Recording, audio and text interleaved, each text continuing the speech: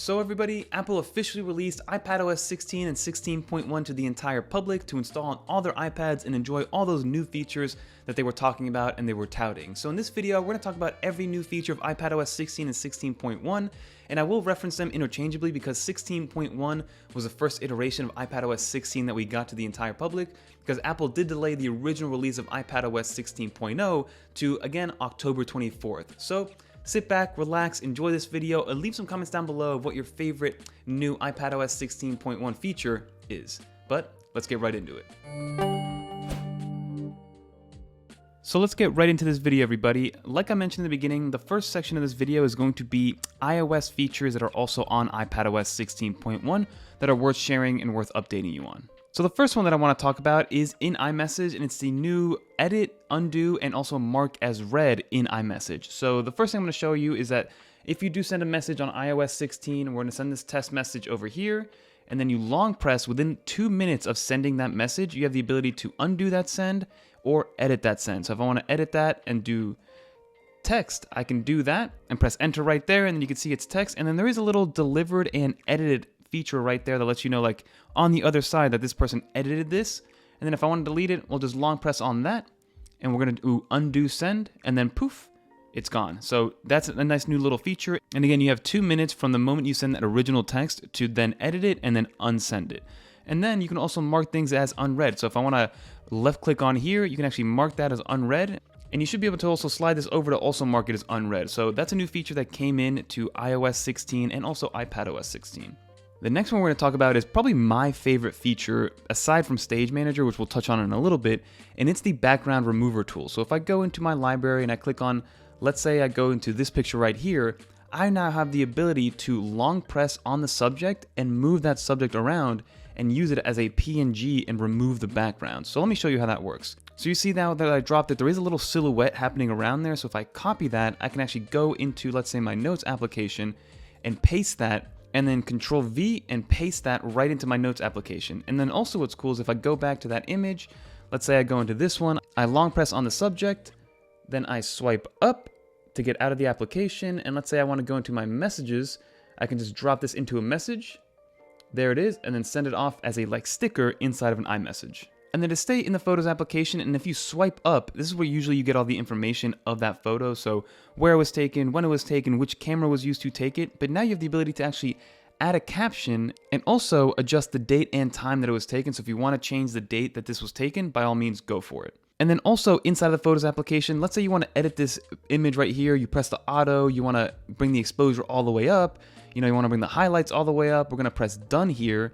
And then what you can do actually now, if you love this edit, which of course everybody loves this edit right here, and if you go to the 3 dots up here and then press copy edits, you can actually paste those edits that we absolutely love to any image moving forward. So all you have to do is, instead of actually going back into the settings and going back into the edit settings, you can just copy that exact edit and then paste it onto any image that you want. And then another thing to note is that we now have universal redo and undo. So you can actually Control Z this one to get rid of that edit universally on any application that's built in natively to all of the applications on iPadOS 16. So let's continue in the Photos app and go into a video right here. You can actually pause this video if you want and then actually highlight this text and copy it with live text. So last year we got live text in images, and now this year we can actually do live text. As long as the text is pretty readable and pretty legible, you can actually copy and paste that text from videos moving forward. And then the last thing I do want to show with the Photos application is actually if you go into settings and then go down to your photos, you now have the ability to create shared libraries. So with iPadOS 16.1 and iOS 16.1, you can actually create a library. And what this is used for is that you can actually upload whatever images you take either in real time or after the fact into this shared library for anyone to then view and also download. But keep in mind, the owner of this shared library is the one that's taking up their own personal iCloud space. So if you share this with 5 other people and you have 100 gigs worth of photos, those 100 gigs will be taken from your personal iCloud library. But if somebody else is the creator and the owner of that shared library, then they are the ones taking responsibility for the actual storage being taken up.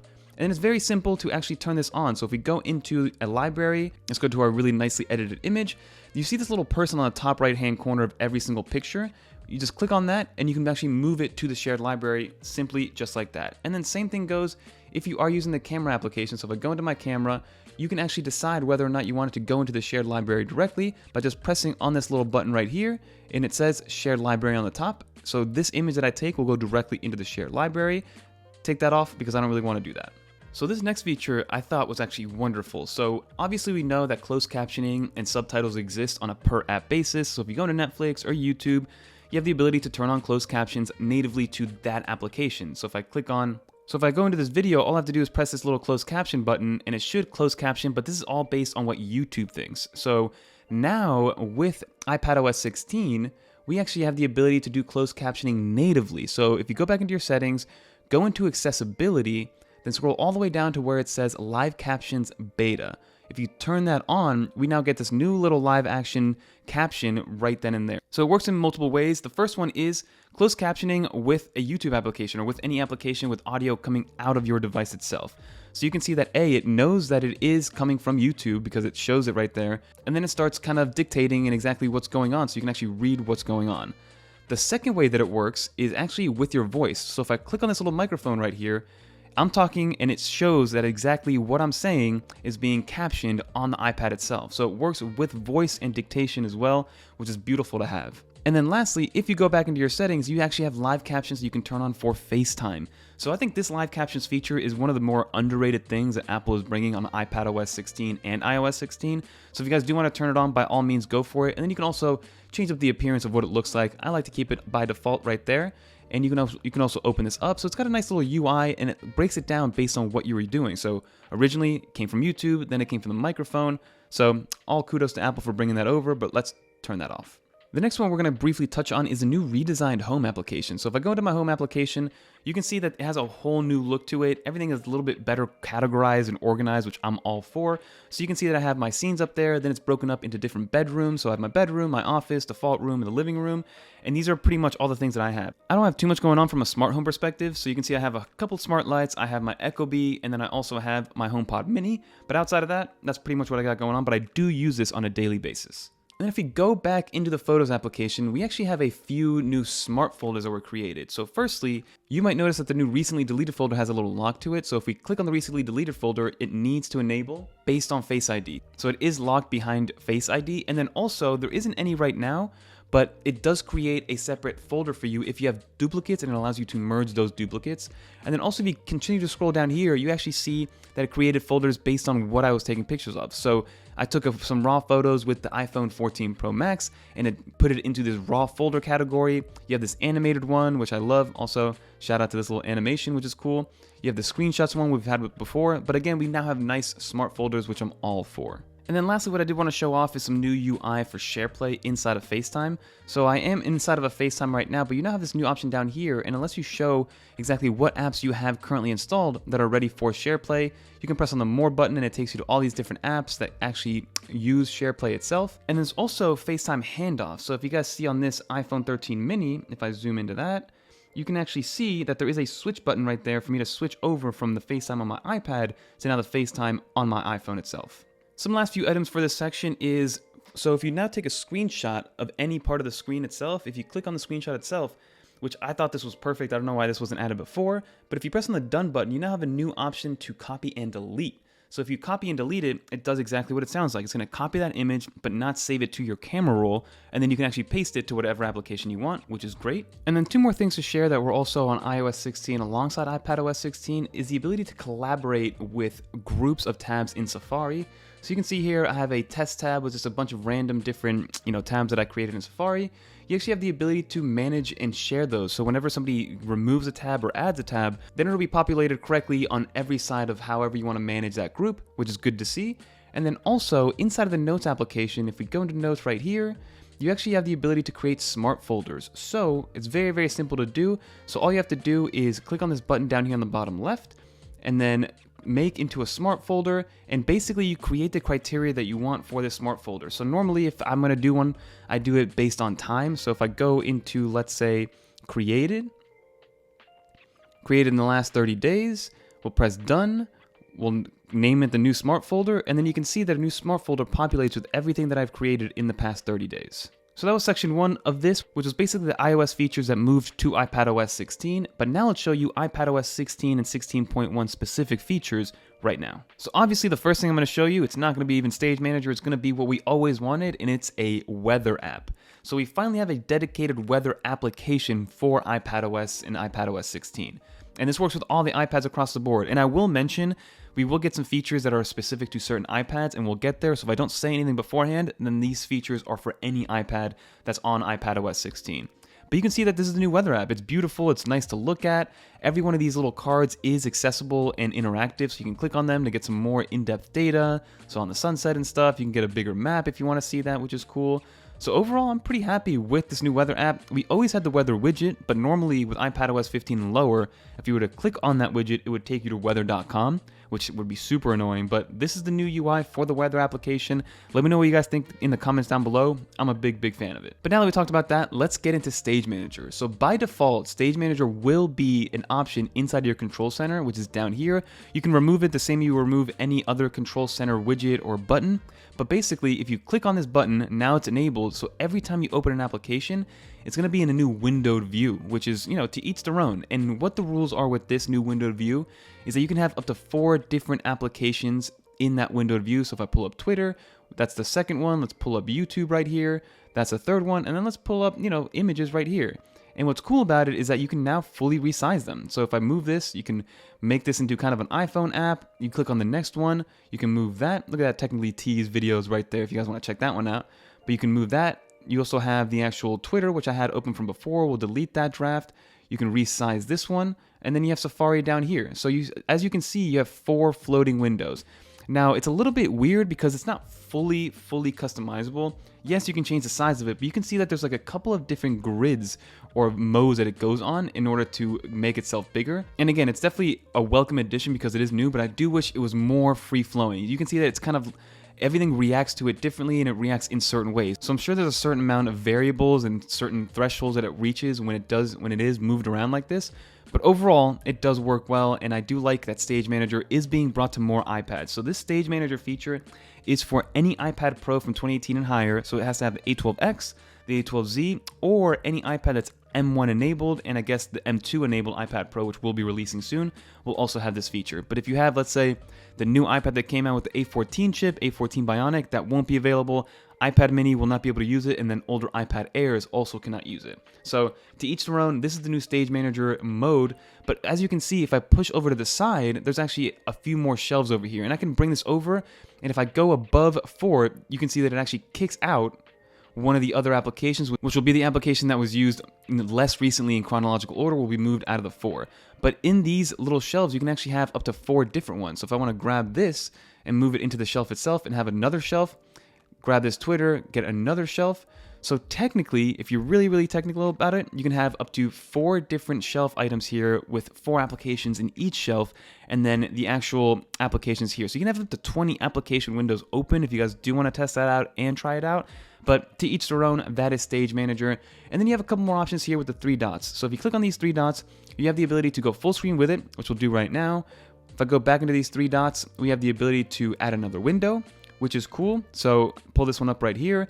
That is a second window, and then you also have the ability to minimize it, so that basically takes it away and moves it over. And then lastly, you have the ability to close it completely. And then the way it works in multitasking is that it also groups it. So if I go and move this back over here, let's go back to the shelf, let's move the photos over here, and if I go into multitasking, you can see that that group stays together, and then the other apps in the app shelf also stay together relatively. And then the very last thing you need to know about Stage Manager is if you go back into Control Center and then long press, you can actually remove both of these things to get a full view of Stage Manager. So if I open up, let's say Safari, you can see that now the dock is gone, but you can pull it up the same way you would in any other multitasking mode. So just drag your mouse all the way down and then it's there, and then same thing over here. Just drag your mouse to the area and it'll pop back up. But if to get a full view and to use as much of the screen as possible, it's a nice way to have it. And then the last thing I do want to show you is what happens when you go from this mode and get rid of Stage Manager mode altogether.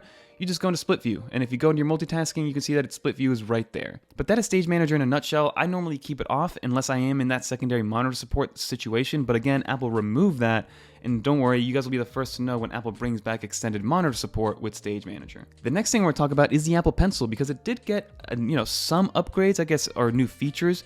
So let's go into the Notes application, open up a new note, let's full screen that thing, and if I go with my Apple Pencil, you can see that I'm scribbling there. So Scribble actually brought some new features as well. Supposedly, we are supposed to be able to do emojis with Scribble, so if I have the Scribble pen on, and then I do a smiley face, let's do a circle, and then 2 eyes, and a smile, it should give me a smiley face, but again, it's kind of broken, and if I press on these 3 dots right here, there isn't really an option to do much with it. So again, to each their own. It's supposed to give you a smiley face, but it hasn't really done that yet. That is technically the first feature. The next one is going to be with actual text. So if I'm taking a handwritten note and just writing out hello, how, and then I highlight that text, I actually have the ability to long press it. So if I tap it right there, you actually have the ability to straighten it, and it straightens out your actual text, which is great to have. And if you guys notice in the toolbar, we actually have some new additions as well. So first off, they changed this pen to look a little bit different. It does the same exact thing as it did before. So it's almost like a more intense and pinpoint Sharpie, which is great to have. And then we also got some new options down here. So we have the ability to add a signature, which is new. And then we have the ability to add even more shapes than we did before, which is awesome. And then lastly, we got a new double tap feature. So if we go into our settings and go into Apple Pencil, let's go into our Apple Pencil settings. You have the ability to show ink attributes. So if I go back in here and then double tap, the show attributes is basically exactly what it sounds like. It's the attributes of the pen that you're using. So from there, you can just make it thinner, make the opacity a little bit less. And then also a new search and replace feature was added to Notes. So if I go into the 3 dots and then you press find in Note, you can actually go down here, press on this, press find and replace. And if I press iPadOS, it'll highlight every option of iPadOS and replace it with whatever I want to replace it with a classic search and replace. And now let's talk about the new Files app, because the new Files app did get, in my opinion, a little bit better, right? So if we go, let's say, into one of these folders right here, and now you can see that it's actually changed up a little bit. So the first thing I will mention is you can actually sort based on size and date, which is great. And then also you have the ability to change whatever you see on the right-hand side. So if, let's say I want to see what kind it is, it'll let you know what kind it is, and it'll basically change it based on that.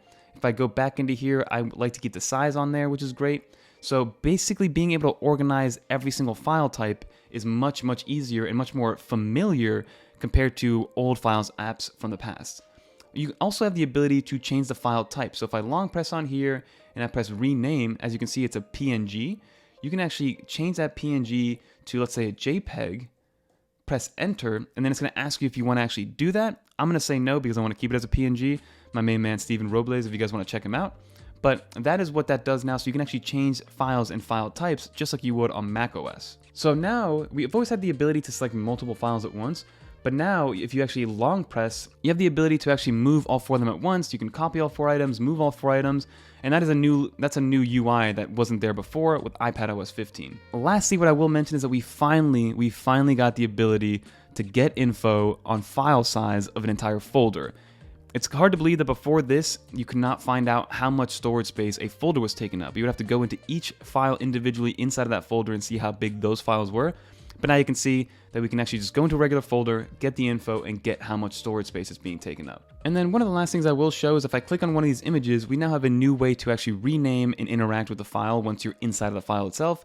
So you can actually share, duplicate, move, rename, save to photos, export, and print directly from this little menu on the top left-hand corner of any file. And now I'm going to talk about some iPad Pro specific stuff because it has to do with the mini LED. So this one, for instance, is reference mode is purely for the 12.9-inch M1 iPad Pro with M1 with a mini LED display. So reference mode, it's something that I haven't personally used, but they say use this mode for color critical workflows in a controlled viewing environment, turning on preferences. So if I turn this on, you can see that it actually dims everything down and you can fine tune this calibration.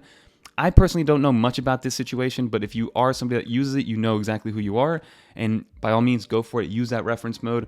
We also now have a display zoom and a new option for more space, which for me is awesome. I like to have as much space and make everything as small as possible. And this is for all iPad Pros, and I do believe it came to the M1 iPad Air, but definitely double check and comment down below if you guys know for certain. But I did try this on the 2018 iPad Pro and the 2021 iPad Pro, which I have currently in front of me. So that is new, which is a new display zoom to minimize and make everything a little bit smaller and basically fit more on the screen as well. And then another M1 exclusive situation, or I guess feature, is a new virtual memory swap. So as you guys know, these iPads come equipped with a minimum of 8 gigs of RAM, and if you go with the 1TB version, you get 16 gigs of RAM. But now with this new virtual memory swap, since it's all unified, applications and third-party developers can actually code and use up that entire RAM or whatever RAM is needed. Before, they were capped at 5 gigs of RAM, but now they can actually use pretty much all the RAM needed to run whatever application, which should give us some more powerful applications moving forward. And then one last thing that we did notice with podcasts, you actually get a new left-hand, organization and left-hand toolbar that you're able to now navigate, customize, and do whatever you see fit with it. So that's new, that's exclusive to the iPad.